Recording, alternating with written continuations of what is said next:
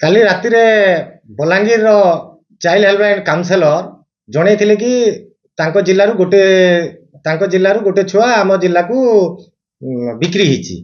ଯାହାଫଳରେ ମୁଁ ସକାଳୁ ସାଙ୍ଗେ ସାଙ୍ଗେ ତଦନ୍ତ ଆରମ୍ଭ କରି ଗୋଟେ ଟିମ୍ ଗଠନ କରିଥିଲି, ଯେଉଁ ଟିମ୍ରେ ତରଭା ଥାନା ଆଉ ସୋନପୁରର ସାର ଟୋଟାଲ ସଦସ୍ୟ ଏବଂ ସିଡବ୍ଲ୍ୟୁସି କୁ ମଧ୍ୟ ଇଣ୍ଟିମେଟ୍ କରିକି ଦିଆଯାଇଥିଲା ଆଉ ଚାଇଲ୍ଡ ହେଲ୍ପଲାଇନ୍ର ଟୋଟାଲ ସଦସ୍ୟ ଥିଲେ। ଛୁଆର ଡେଟ୍ ଅଫ୍ ବାର୍ଥ 18/11/25ରେ ମେଡିକାଲ ବଲାଙ୍ଗୀରରେ ଜନ୍ମଗ୍ରହଣ କରିଥିଲା ଆଉ ଡିସଚାର୍ଜ ହେଇଥିଲା 27/11/2025ରେ।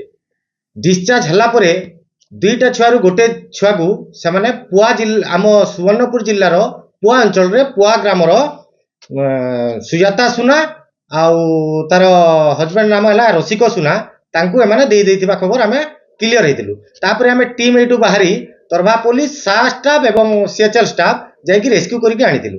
ଆଣିଲା ପରେ ଆମେ ଶିଶୁ କଲ୍ୟାଣ ସମିତିରେ ଉପସ୍ଥାପନା କରାହେଇଥିଲା।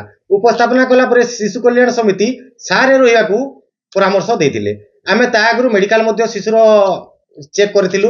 ବର୍ତ୍ତମାନ ମେଡିକାଲ ତାର ଠିକ ଥିବା ପରେ ଆମେ ବର୍ତ୍ତମାନ ଶିଶୁକୁ ସାକୁ ହ୍ୟାଣ୍ଡଓଭର କରିଦେଇଛୁ।